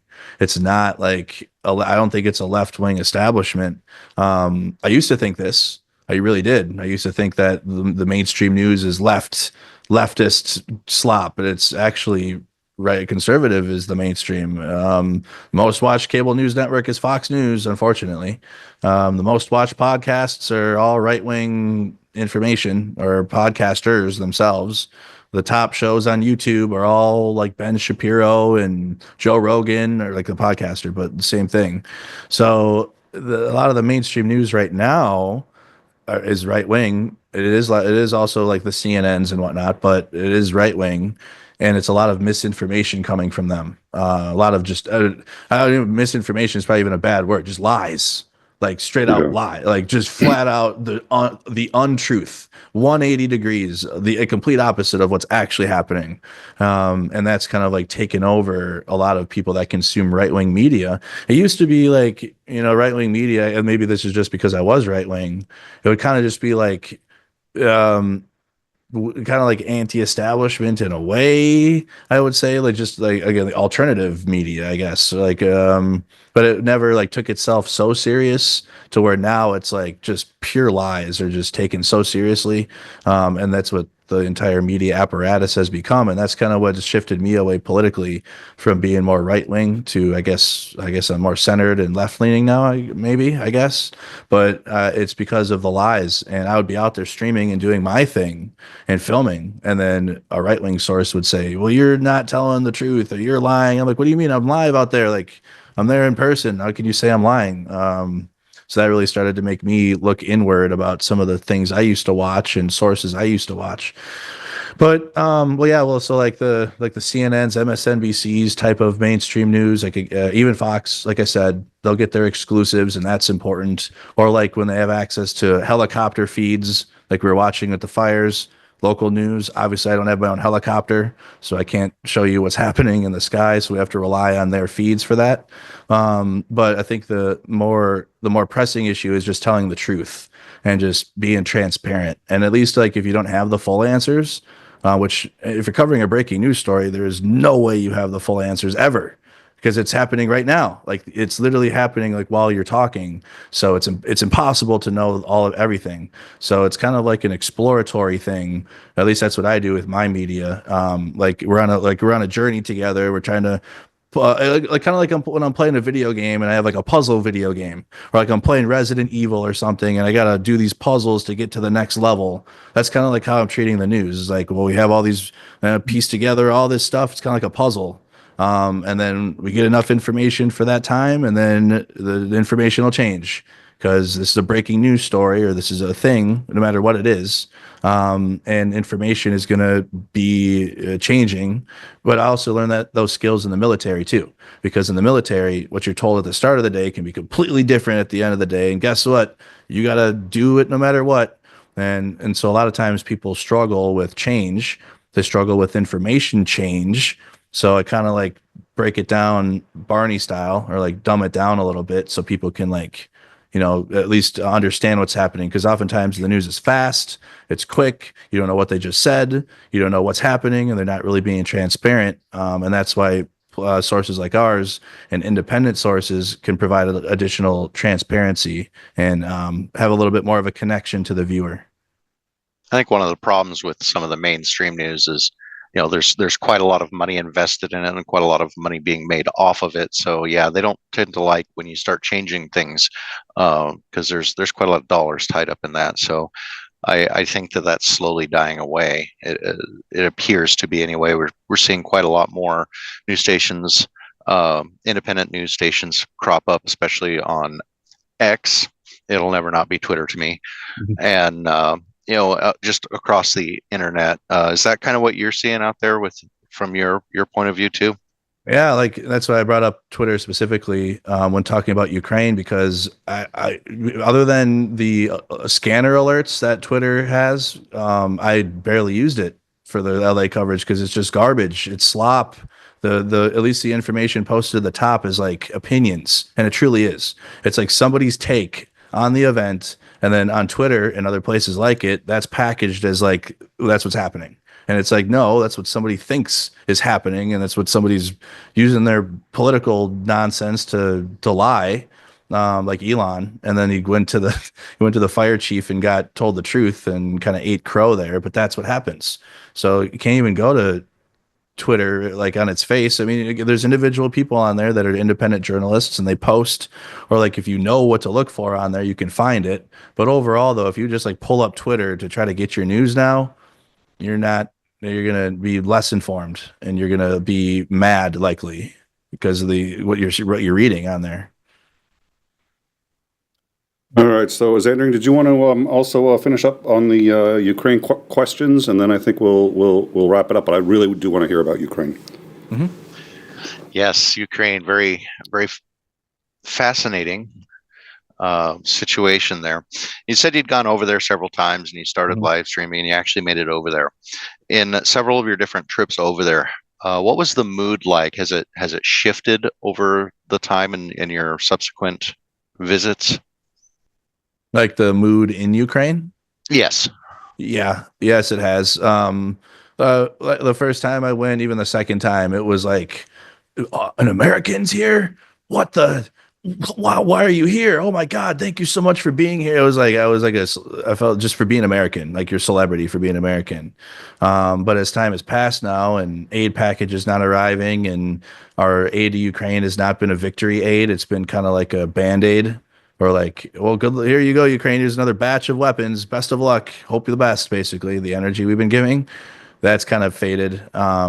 So it's kind of sad to see that. Like it was cool. Like, oh, you're in a new place, and the people love you there because your country that's supporting. And like the energy towards, I would say, like Westerners probably has dwindled a bit just because of, I mean, just the reality and the lack of true support. But the morale too is just war. People are tired. They're just tired. It's been almost 3 years. That doesn't mean they want to stop fighting and the fight for justice for Russia's invasion, but it's like they're subjected to war for 3 straight years. Air raid alerts constantly getting hit with drones and ballistic missiles every day. That gets tiring. Having to go into the shelters is tiring. And again, 3 straight years of this is just a lot to ask for a society, for a civilization period. So it's just I'm noticing also a lot of changes that can be made internally. Like there's a lot of focus right now on things that can be improved, what Ukraine can do, like their command structure, leadership changes, different strategies for the front lines, which has been needed. I think when I'm with Greg and I'm with Rick and we're out at the front and you're seeing things and you see things there, and then a lot of times on the news or YouTubers will try to like dress it up and make it nicer than this real situation, or like try to, like, there's a need to not be negative, right? You don't want to be negative and you don't want to push away Ukraine support by saying the truth of the situation, but that also can have a negative effect too. And any criticism about Ukraine then became like, well, you're pro-Russian, or like you have Russian narratives. Like, no, it's like this is genuine changes that need to be made for a better outcome. So I've been noticing that a little bit more, some internal things, because of course, like we can harp all day on the lack of support from America, lack in terms of victory. I think we've given aid to Ukraine, but I think we haven't been giving them enough aid to win at all. Period. But internally, I completely lost my point now. It just hasn't been enough to win, and that does atrophy the way Ukrainians look outward about Americans and about our true support. Like, oh, you were just our friend for a little bit. Like, where are you now? And then plus with the unknown of Trump becoming president again, like what's going to happen there here in like 6 days, like what he's going to do. It's just a very like, I feel it's like Biden dropped the ball basically, or like the Americans with the power for these past 4 years have dropped the ball, and now the ball is in the court of someone where we have no idea what's going to happen. So it has changed. Oh, back to what I was saying, internal stuff, more energy around that, but truly just the energy is like, I'll put it this way.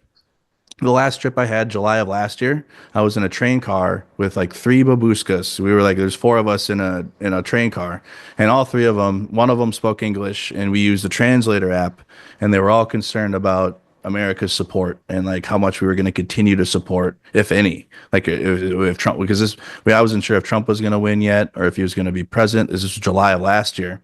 So they were like, what is Trump going to do? If he wins, is he going to support? Like, it's truly like seeing the direction of America, and it's a lot of unknown right now. There's a lot of certainties in 2022 in terms of, well, they're going to be here and support, and now it's like it's just a really bad spot right now in terms of like the state level support of like the country of the United States. Are we going to continue to support Ukraine at all?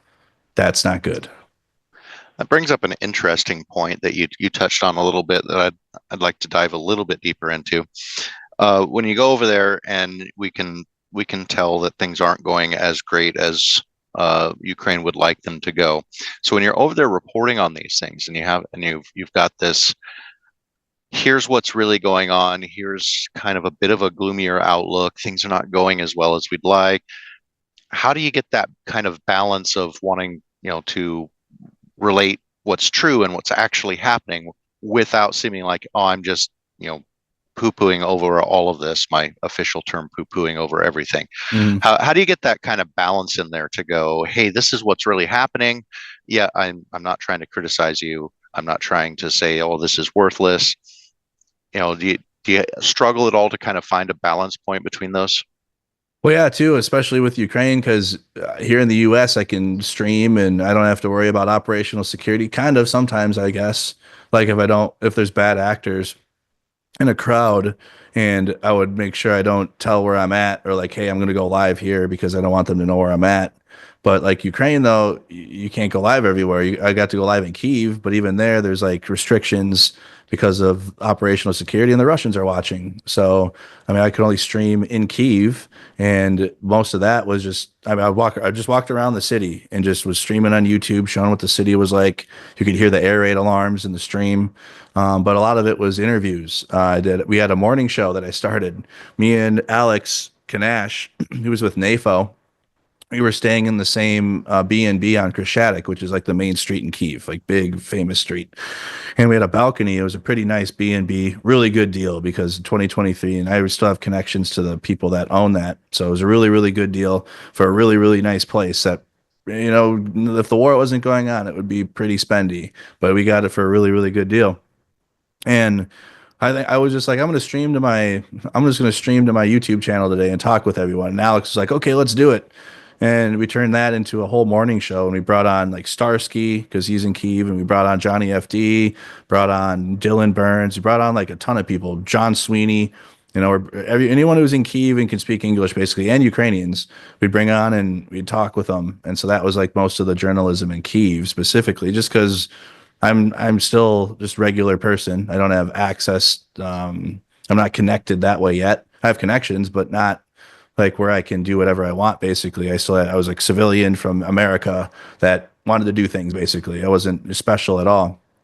But that turned into, I mean, if you want to if you want to get embedded with the units or actually, go to the war, you got to go out east. I mean, the Russians aren't anywhere near Kyiv. The ballistic missiles come in and the drones come in. But if you want to interact with soldiers or like, be closer to where the Russians, you got to go to Kharkiv and then go south from Kharkiv. And I didn't do that until about the second time I went to Ukraine. Because the first time I went, I was just in Kyiv, which is still a big deal. But, you see different things when you get out east. And how did you end up making the decision to go out that way? And how did you do that? Well, the first time was through NAFO. We had a delivery, and the soldiers couldn't make it back to Kyiv, so it was called Donbass Express. They only done 2 of them because it's just a safety risk. They don't have insurance for all of us, and the danger that you're going out because we're going to Kramatorsk now, and that's right near the front. So we only got to do it twice. I missed the first time, but the second time we delivered aid out there. Aiden Aslan went with. We went out to actually deliver to the 67th Brigade, and rest in peace to Pete Fouché and his unit. We delivered trucks and his trucks out there, medical ambulance and everything. So it was through NAFO. and we went out there. And then after that, it was with Greg Terry and abilities there. We just went with him and followed him and saw how he hands out aid in villages, because he does a lot of, like, we delivered trucks with NAFO, and it was like a kind of like a, it's just a natural dog and pony show where like they're staged and all the trucks are dressed up nice, because we got to do video and you got to do photos, so that way we get more, and that's how it works. With Greg though, I mean, you're just, you're out there in a small village and you're talking to like a family, and Greg has like sentimental items basically, and he's giving them to the kids. So it was like more of a like a micro of like the macro. There's like levels to it, but like I never, as time went on, you're seeing smaller instances of like support of like how like Greg's organization or even others like his get connected to the civilians on the ground. So I mean, it was just through YouTube, honestly, like just like with you guys, just connections made, talking, and then hey, I want to go out east, and Greg was like, oh, you want to come out east? Well, we'll go do it, and then we did it, and Rick went with, and that's just all as simple as it was, just like that. Awesome. I, at the risk of monopolizing all of your time, I believe Nick also would like to ask some questions, possibly. I think I shall allow it. Well, thank you. I'm usually the strong silent type. Well, first of all, I saw that you got to meet Starsky, and so I'm insanely jealous, because we've done several dozen shows with him, and he's a sweetheart of a guy. But we know, like everybody else, it's like always a bridesmaid, never a bride. I haven't gotten to meet him once yet, but we've seen pictures of. So you must have enjoyed that. Oh yeah. I mean, we've hung out so many times now I can't even recall. I mean, I've been to Ukraine 5 times, but like the first time I went, I was with Starsky the majority of the time, because like he showed us, he was on leave. It was like a perfect timing. So like he got to be off work and show us like the museums, or me rather. It was it was just me and Maria. In the museums, all the historical places in Kyiv. Like he took me around. We walked and walked and walked. I was so tired, because in Ukraine, everything's up hills, and the city is just so massive and just goes all over the place. If you tell me it was both ways, up hills. Yeah, both ways up the hills, because you go down the one hill, you get to Kashadik, and you got to go up another one. So it's like, because it's just a massive city. There's hills everywhere. It's just the coolest city, and there's the Dnipro goes through it. It's so awesome, but. There's a lot of places to walk and see things, and a lot of monuments, and a lot of again, museums. Like Kyiv has just museums all over it and things to do. There's lots to do there. So we just spent a lot of time doing that. Sushi with Starsky was great. He showed me his favorite sushi spot, so we got to go there to the restaurant. He also brought it, and we had that at the B&B a couple times. We had it ordered. Yeah, we got to spend a lot of time together. Archer Ray as well, he was there. He goes there all the time to Ukraine. So he threatened me with sushi more than once. Starsky, it's a good threat. You should take him up on the threat. You should say yes. Well, I've eaten every piece of sushi I was ever asked to eat, and I didn't enjoy any of them. So, okay. So let me ask you one other question. Ben Hodges has been doing a tremendous amount of work. First of all, the fact that he'll go on to smaller YouTube channels is spectacular. It's awesome. But it's awesome. But he's also done symposiums. One of the more recent, well, not more recent, it was about a year ago, but he did one on what is Russia's actual nuclear capability. If they decided they wanted to use nukes, how and when would that line be crossed, and why are people so scared of them? In his opinion, that really that notion kept the U.S. from committing as full as it should have, as full as it was really required to, according to the Budapest Accords, early on, which is why this war has not been won, and that NATO has to go all in. So, first of all, I assume he gave you roughly a similar take on the situation. Why? What was your experience of doing an interview with him, and why do you think he's had such a hard time getting his message across? Yeah, it was a great interview, a great conversation. Like you said, it was awesome seeing him go on smaller YouTube channels and talk with whoever, basically. It was, I've never talked. I think I got to talk with General Odinero when I was a private. We like talked with him, and we didn't really talk with him. We just stood there at attention while he like talked to us basically. But whenever really you got to have like just a conversation with a general, like whenever they're around, usually it's like a dog and pony show. You know, everything's got to be perfect, and you got to stand there, and it just kind of sucks usually. I mean, no, generals are great, but they come around and you got to act differently, or like gotta be ready basically, and do things that are like clean up extra. It's just the worst. But it was a good conversation. He's very he's super knowledgeable in all of this. I mean, he was in NATO. He was a commanding general of the U.S. Army within NATO, in Army Europe, Eastern Europe. So, I mean, he was the one that was in these rooms and the decisions that were made or lack of decisions made. So, I mean, he was there while Obama was president. Lack of decisions definitely likely motivated him because like, he wanted to help. And you can tell he genuinely cares about the well-being of Eastern Europe and Ukraine. But also the larger picture, if we fail with Ukraine and like what China is looking at in the future, like future imperialisms is what his mind is on, right? That's why he drives home the message of why victory is very important, and not just sustaining with Ukraine and not just letting them like, but winning, because then it'll put Russia and China in their place and Iran, because it's a sphere of evil, if you want to call it evil, or imperialist dictators, however you want to put it. So you can tell that he genuinely cares about it. You talk with pundits or with others, and they're going to say what they got to say, and oftentimes they're paid, right? Or they're paid to come on the program to say what they have to say. But he's not.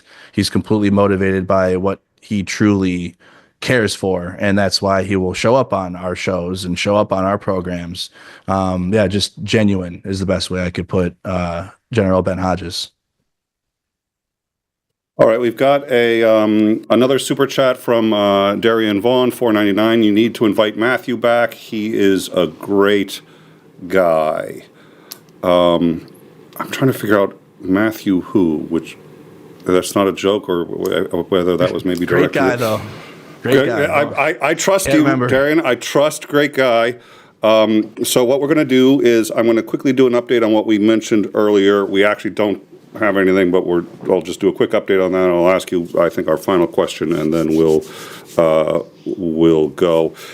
So as of this moment, all we know is that it was aired on Moscow TV very briefly that there had been an assassination attempt and a coup in Russia. This aired very briefly. We don't know if it's true. We don't know if it was put up by Ukrainian hackers, and we don't know if it was put up by Putin himself so that he could take, because what's his name was mentioned in the actual broadcast. I've forgotten now. I got to look up his name. Oh dear. Well, one of the oligarchs was mentioned as. Oh no, it was Kadroyov. Is that the defense minister? Kadroyov, that is a Chechen leader. Oh my! Is he the real crazy Chechen leader who says we need to be gassing everybody? And maybe he's the one. He had the Cybertruck on the back with the mounted machine gun. His son's also one. Yeah. And he thinks that it's genocide in Ukraine, and his problem is it's not genocidal enough. Mm-hmm. So there's a possibility, if Putin wants to get rid of him, one way to do it is to fake that he attempted to take over. So here we are on a news show to tell you we have no idea what it means. We just know it happened. So that's kind of what you were talking about earlier, which is like we don't have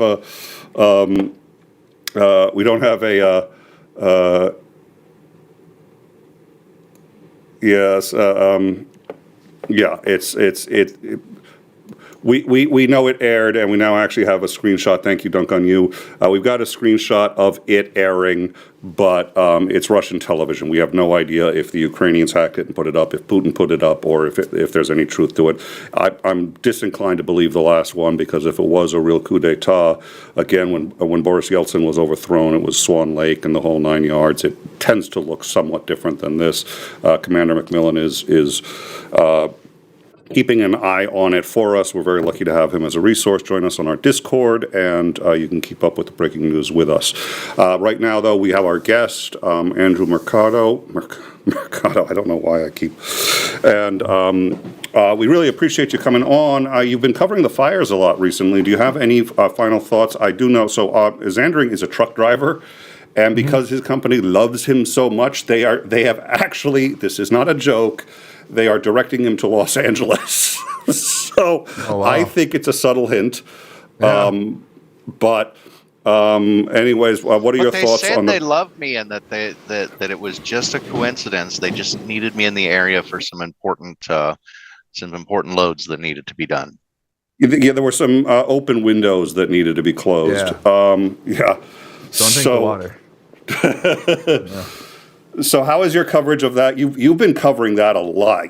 I've seen, I think one of yours was a 12-hour stream. You've done a number of 8-hour streams. And I did want to talk about the gaming. We won't. Mass Effect was one of my favorite. And I've seen you playing the Legendary Edition, the first one. I've seen you playing I also saw you playing Village. What is it? I think it's still in beta. But I wrote it. Bannerlords. Yeah, Bannerlords. It's still in beta, but I've been dying to play that, and I saw you going through that one. So you have a separate gaming channel. I am a gamer. We will have to talk about it. I've seen you playing Civilization. You do tend to play more first-person shooters, which I tend to shy away from, but my daughters and I all played through the entire Mass Effect. We just got 3 computers up and played simultaneously, and we each watched each other's choices, and it was oh dear Lord. But unfortunately, it's really cool how that goes through all 3 games, like the story that you do.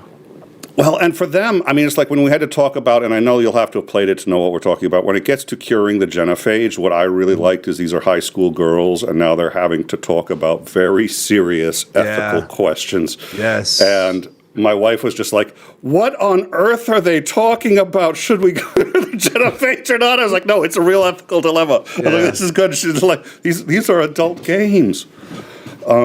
We did try playing The Witcher once, and they loved it great game. Again, daughters, high school age. So I was like, we were playing it, and we were having fun with the rock monsters thrown at me, and then my daughter was like, why is that woman naked on top of a unicorn? I was just like, no, that's not really happening. Alt delete, Windows F4, knock the monitor over. Oh, there was an accident. So we had to be a little careful with The Witcher. I was just like, every time it looked like romance. Spicy scenes in that one. Yeah. Hun, could you go get Daddy a cup of water? Thanks. Skip the cutscene. But we'll have to skip that and talk about the fires. What's been your perspective on the fires? There's been a lot of conspiracy theories. There's been a lot of damage. Where do you see it right now? How close are they to containing it, do you think, and what's going on? Yeah, there's still a lot to contain left. It's only down to the two major fires, Eaton and Palisades. The Hearst fire is put out. The other 2 still have some ways to go. The fire spread isn't reaching civilians now. It's not like the threat that it was a week ago tonight, which was the hurricane fire winds that was just terrible, like 70-mile-an-hour fire coming that unchecked, that they couldn't put any helicopters in the sky. That's why it got so bad.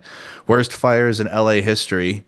Altogether, just 40,000 acres of land that has been blazed, and just neighborhoods in Altadena and Southern California, just in Pacific Palisades, just neighborhoods gone. It's going to be years, if not decades, to repair and rebuild it. This is one of the most iconic areas in Southern California, specifically in the Pacific Palisades along Pacific Coast Highway. Like I was telling, I wasn't during my coverage. I already know I have a lot of people that are probably younger, my age, and not to meme. And I do play video games, but I was trying to tell them Grand Theft Auto 5. A significant portion of that map in Los Santos is modeled after the area that was devastated by these fires. So if you know Franklin's house in GTA 5 up in the hills, that's gone. The fire just blazed right through all that, just to give like people a perspective because of the misinformation these days and lack of empathy and ability not to like connect to it. So I try to find different ways to try to connect people to the story. And that's the best way I could probably tell people is like a lot of the iconic places for the last, GTA 5 has been out for 12 years now. Came out in 2013, old. But people have played that game so many times, and they've spent so much time in the fictional SoCal in the game, and it's gone. A lot of it's gone because of the fires. But it's going to be rebuilt. The answers of how it started too are still in the air. People have been arrested on suspicion of arson in some cases, not connected to the main big fires, but other smaller fires. There's an electrical company that's gotten the people are suing them. Like it's what's the name of the electrical company? Cal something. SoCal, is it SoCal? Oh, God. Someone in chat will post it here, so they'll post it in chat. But there's some lawsuits against them because of the power lines that could have started the Eaton fire. So it's just a lot of unknown right now and investigation time to figure out how these started because the conditions are bad in SoCal. They haven't had rain since April of 2024. So almost a year. April is a long time ago, 9 months of no rain. Santa Ana winds, dry conditions. So the accelerant was there. If there was a fire, it was going to be a bad situation no matter what. But I don't think the fire started somehow, and that's really how we need to get down to and figure out who caused it or what caused it. Definitely the climate and the conditions accelerated it and made it the devastation that what it got to. But is that the actual cause of it too? That's what people want to know. Darren Vaughn, another $4.99 super chat. Andrew clarified we have to have Andrew back. Very much agreed. We would love to have Andrew back. I think that's a great idea. There's still so much we could talk about. Also, what color blue is that shirt? Your wife didn't buy that. Now, you see, if I was a woman, I could probably tell you what color it is, but I'm a guy, so it's blue. What color blue? How do you answer a question, what color blue? The answer is in the blue number 7. Just do that. You answer it honestly. You wore that because obviously the houses with blue roofs didn't burn up, so the direct energy weapons won't fry you when you're airing the truth. The Jewish space lasers can't target this particular shade of blue. So this is what. Xandring's got the perfect. All right. Any final thoughts, anybody, before we go? Andrew, any final thoughts before we head out of here? I just have, I guess, one quick question. Are you still down in the LA area looking to covering the fires, or have you moved? No, I'm in Minnesota. I was actually being able. Same with Ukraine. I'm doing this from home, which is wild, right? So many people will watch, and I try to get there on the ground as best I can, IRL, like I have with Ukraine. But it starts with the stream. It starts with sitting here, and just collecting resources, and then over time I'll start off like on the ground, like with the riots or the protests. But right now with Southern California, they've been very adamant about keeping people out right now. There's a lot of looting and not rioting, but a lot of looting, unfortunate criminal activity during this devastation. So I'll cover it from home as best I can, and just like I told my viewers with Ukraine, maybe I'll get out there eventually, and I'll be out there next week or something. Now, thanks. I said that. Now my chat will send me out there, but I'm waiting. I'm waiting until. Because the National Guard is stationed out there. It was a very bad situation for the past week, so I'm kind of letting the local situation kind of play itself out, and then in a week or two or even a month, there will still be devastation. There will still be the need for journalism there, and I'll look into going there. But also South Carolina with the hurricane that went through there, that still needs attention. Not to mention the amount of future weather-related problems we're likely going to have here that are going to need attention and coverage. Because if you haven't noticed, these weather events, you have a lot of misinformation with them and a lot of garbage attached to them on the information end. So it's important just to get the truth and facts out there and leave the noise behind. Well, if you do get sent out there next week, we should totally go look at the devastation together. Okay. You should, because you'll be out there. I'm going to mute for a second, so hold on. Let me just mute because I got to. Okay, I'm okay. Note to self: great YouTube gag. Get Merc's audience to send him to North Korea. Okay, great. Thank you. I'm going to unmute now. All right. I'll never come back. I'll be gone. I'll be trapped. I'll be covering the war, but there will be a nuance. It won't be one that I want. They may send you, who knows, they'll send you to Ukraine. You'll be on the wrong side, though. Yeah, exactly. Just surrender and call it a night. Blonde Bombsheller, follower for 4 months. Nick and Merc, great stream, guys. Well, it was mostly Andrew carrying it, so thank you so much, Andrew, for joining. I'm really glad, like I said, we've been trying to do this for a while. I'm glad we finally got to it. We've got all of your links to your Facebook, your Instagram, and your two channels, your gaming channel and your regular channel, are in the description, so we encourage everybody to click on those, follow him. He's an absolute delight. His live chat is also one of the nicer. It's sort of like you show up and it's like, Norm! I know I dated myself with people who actually get that. It's like I'm becoming up, but it's a great live chat, and you'll find me in there often enough too. So thank you very much again for joining us. And we look forward to seeing you at some point again soon. We'll do another stream. There's a lot more to cover. We will have Downtime with Commander Lance McMillan coming up this Thursday at 8 p.m. We are also seeing if Viper can join us again from Ukraine. If he does, it will be pushed to 9. You'll just see that on the YouTube card or on our Discord. Thank you all for joining us. Thank you for all the super chats and support. Again, thank you, Andrew, for joining us, and we will see you on Thursday. Our absolute delight. Have a good one, everyone. Good night. Take care.